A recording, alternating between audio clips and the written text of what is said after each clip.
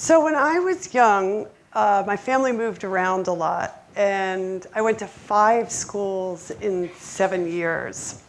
And one of them was this school in Atlantic City, a Catholic school in Atlantic City, New Jersey, in a neighborhood called Ducktown, where decades before, the guys would slick their hair back in DAs, like the Fonz.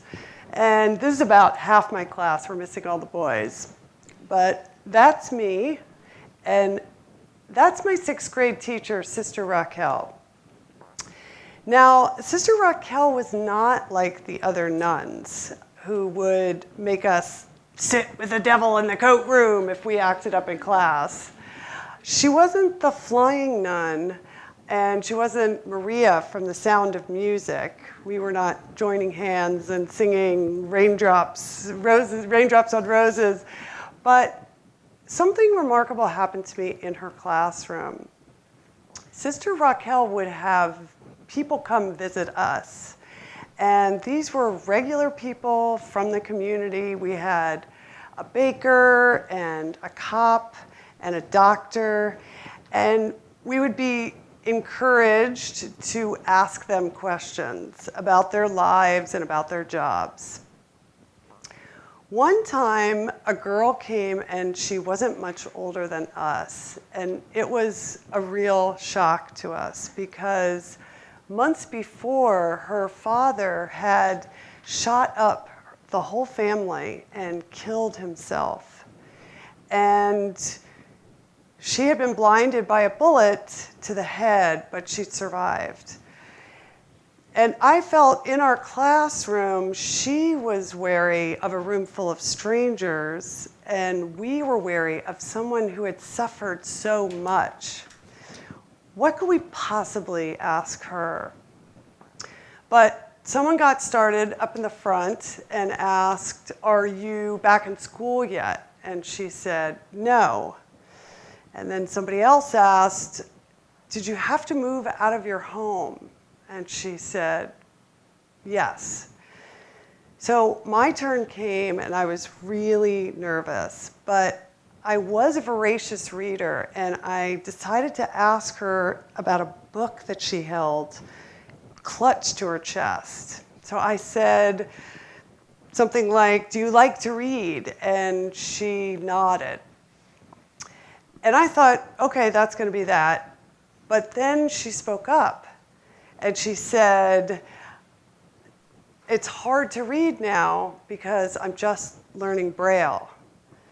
And I had never felt Braille. So I asked her, "Can I feel it?" On the page were little bumps. And as soon as I had felt it, all 38 other kids rushed up to the front of the room. Sister Raquel couldn't stop them.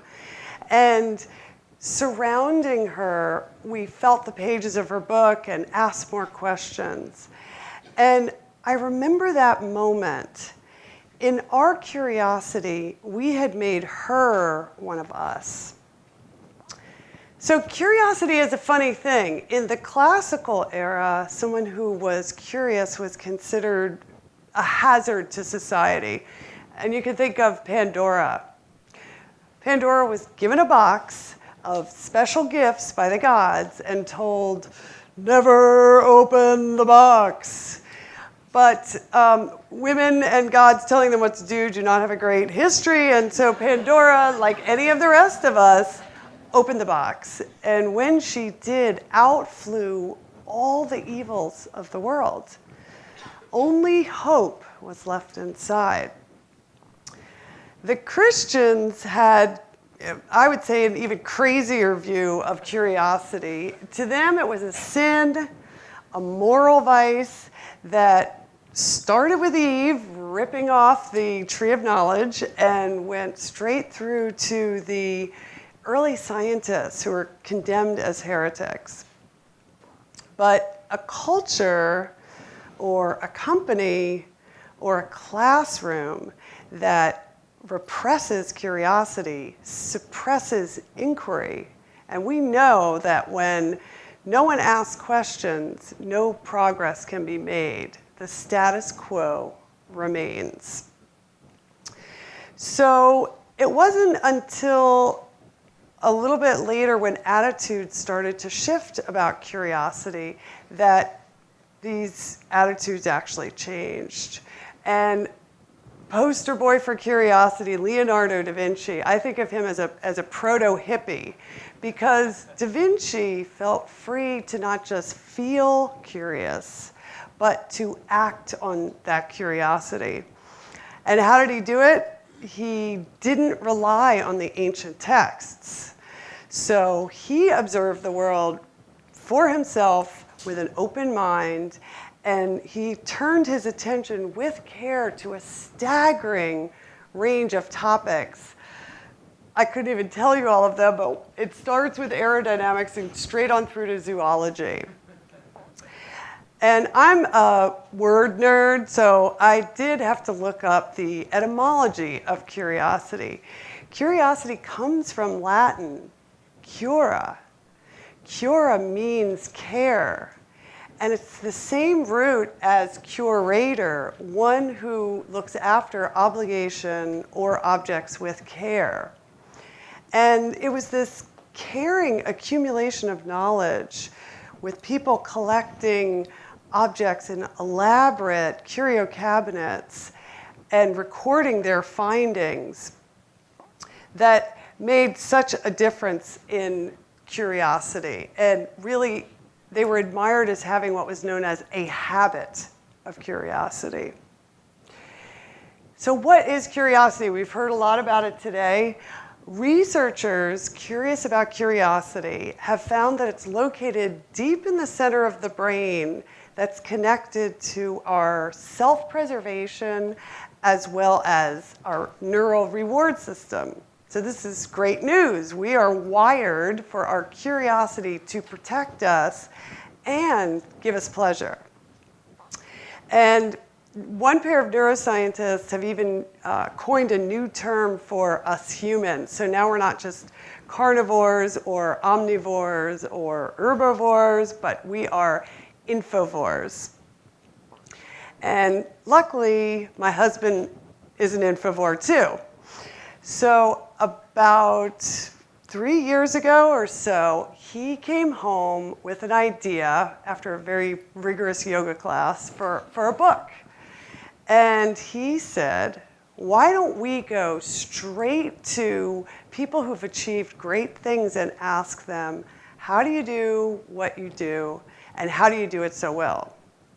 So my caudate region must have lit up like a disco ball. We were so excited, and we got started right away, and we made up a long list of all the people we were curious about. We wanted to represent all of human endeavor. And we did high five after each person said yes. We had the dog whisperer, we have the head of a billion-dollar business, we have a civil rights activist, we have a hostage negotiator, we had a tennis champion and an opera diva, and an astronomer who started the world's largest search for extraterrestrial life. And our mission at first was to find out what was unique about these people. But after thousands, literally thousands of hours of research and conversation, we saw their similarities. And that included their curiosity and their habit of curiosity, which was tenacious and focused on their area of interest. And this, we discovered, was one of the most decisive factors of their success and their happiness. They had made an art form out of their curiosity. So engaging with these people for us was like being part of some giant curiosity feedback loop. We were so curious about these people whose curiosity had led them to follow, to go through, take big risks, and get great achievement. And in turn, we hoped by writing about their stories, we could encourage other people to follow their curiosity, to take big risks and do great things. we know that we live in a complex world and that we've got a lot of potential and a lot of problems to solve. And the good news is that we don't have to make ourselves be curious. We just have to let ourselves be curious. So it doesn't matter if you're a scientist or a sculptor or a CEO or a sixth grader like I was when I met that girl. You want to ask yourself, am I following my curiosity? Because it's those people who follow their curiosity and cultivate a habit of curiosity who make a difference. So ask more, read more, think more, try more, debate your ideas, and share them with an open heart and with hope, the last thing left in Pandora's box. Thank you.